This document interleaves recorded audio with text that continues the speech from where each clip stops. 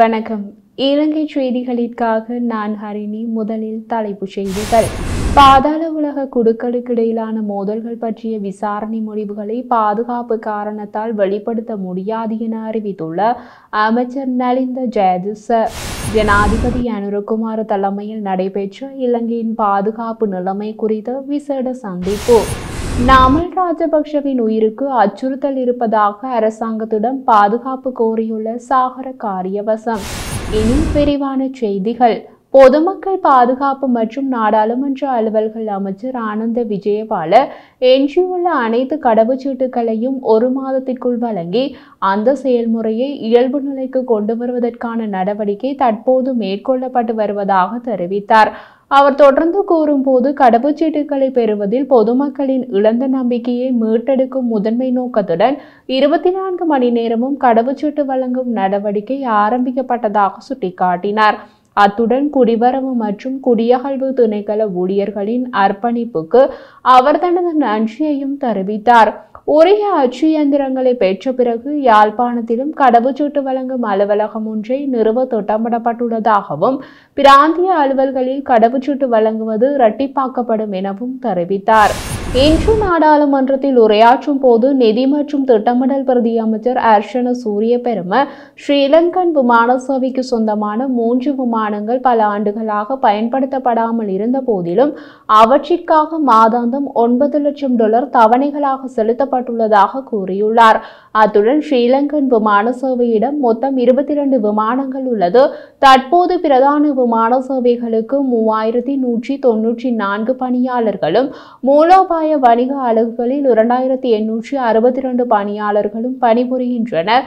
விமான சேவையை வலுப்படுத்தும் நோக்கில் 2025 முதல் 5 ஆண்டு திட்டம் ஒன்று செயற்படுத்தப்பட்டுள்ளதுடன் இது தொடர்பாக அமைச்சு ஆய்வு செய்து வருகின்றது.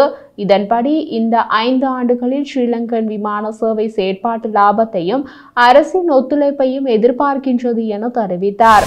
அமைச்சரவை பேச்சாளர் அமைச்சர் நலிந்த ஜெயதிச பாதாள உலக குழுக்களுக்கு இடையிலான மோதல்கள் பற்றிய விசாரணை முடிவுகளை பாதுகாப்பு காரணம் கருதி வெளிப்படுத்த முடியாதுள்ளதாக தெரிவித்துள்ளார்.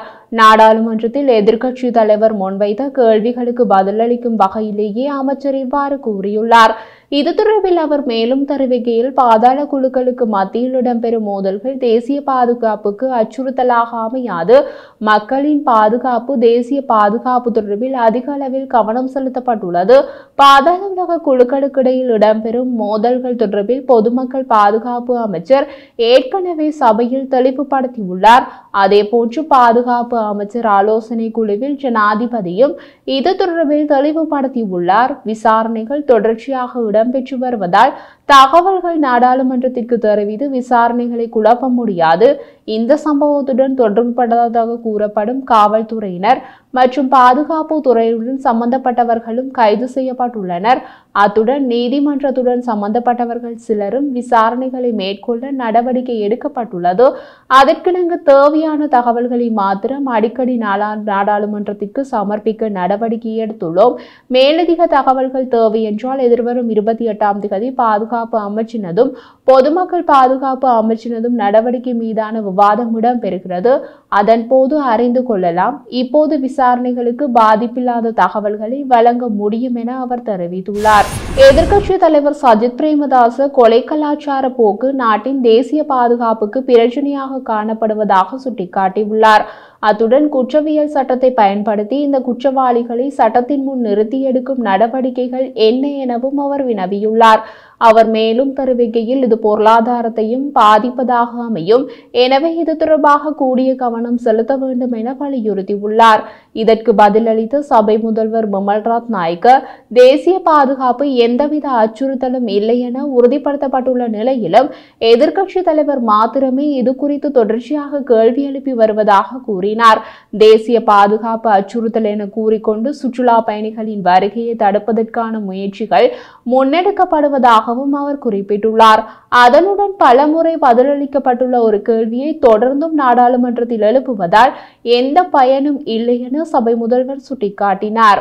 இந்திய மீனவர்கள் இலங்கை கடற்பரப்பிற்குள் அத்துமீறி நுழைந்து கடற்றொழிலில் ஈடுபடுவதை தடுப்பதற்கு இந்தியாவின் மத்திய மற்றும் தமிழக அரசாங்கம் என்பன உரிய காத்திரமான நடவடிக்கைகளை மேற்கொள்ள வேண்டும் என இந்திய பிரதி உயர்ஸ்தானிகர் எஸ் பாண்டேவிடம் கடற்றொழில் அமைச்சர் ராமலிங்கம் சந்திரசேகர் கோரிக்கை விடுத்துள்ளார்.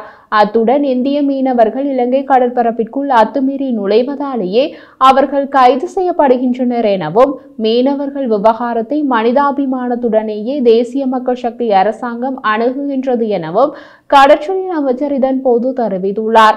இதன்போது இரு நாடுகளுக்கும் இடையிலான அரசியல், கலாச்சாரம் மற்றும் பொருளாதார உறவுகள் பற்றி பேசப்பட்டாலும் மீனவர் பிரச்சினை குறித்து விரிவாக கலந்துரையாடப்பட்டதாக தெரிவிக்கப்பட்டுள்ளது. அத்துடன் இந்திய மீனவர்களின் இழுவை படகு உட்பட சட்டவிரோத கடற்றொழில் நடவடிக்கையால் வடக்கு மீனவர்களுக்கு ஏற்பட்டுள்ள பாதிப்புகள் மற்றும் இலங்கையின் கடல் வளத்திற்கு ஏற்பட்டுள்ள சேதங்கள் குறித்து கடற்றொழில் அமைச்சர் விளக்கியுள்ளார். மீனவர் பிரச்சினையை மனிதாபிமான ரீதியிலேயே அணுக வேண்டும் என இந்திய பிரதி உயர்ஸ்தானிகர் இதன்போது வலியுறுத்தியுள்ளதாக தெரிவிக்கப்படுகிறது.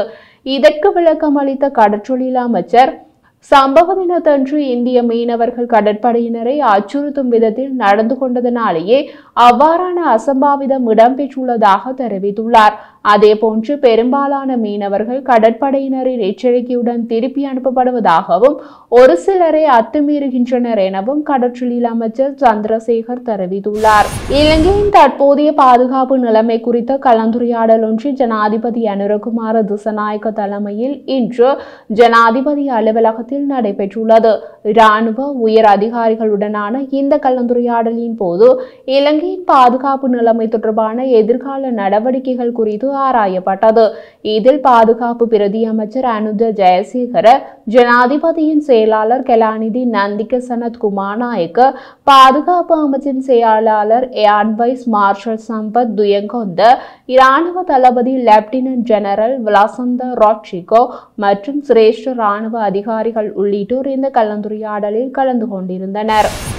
நாடாளுமன்ற உறுப்பினர் நாமல் ராஜபக்ஷவின் உயிருக்கு அச்சுறுத்தல் இருப்பதாக ஸ்ரீலங்கா பொதுஜன பெரமுனவின் பொதுச் செயலாளர் சாகர காரியவசம் தெரிவித்துள்ளார். நாமல் ராஜபக்ஷவை அரசாங்கம் கொலைக்கு அனுப்பும் என்று தேசிய மக்கள் சக்தியின் நாடாளுமன்ற உறுப்பினர் ஒருவர் அண்மையில் தெரிவித்த கருத்தை சுட்டிக்காட்டி பேசும் போதே சாகர காரியவசம் இந்த விடயத்தை குறிப்பிட்டார். இந்த அறிக்கை குறித்து தீவிர கவலைகளை வெளிப்படுத்திய பொதுச் செயலாளர், இது நாமல் ராஜபக்ஷவின் பாதுகாப்பிற்கு அச்சுறுத்தலை குறிக்கிறது. நாமல் ராஜபக்ஷவுக்கு மக்கள் ஆதரவு அதிகரித்து வருவதால் அவருக்கு தீங்கு விளைவிக்க அரசாங்கம் சதி செய்து வருகின்றது. இதுபோன்ற செயல்கள் கடுமையான விளைவுகளை ஏற்படுத்தும் என்று வலியுறுத்திய அவர், நாமல் ராஜபக்ஷவின் பாதுகாப்பை உறுதி செய்யுமாறு அதிகாரிகளை வலியுறுத்தினார்.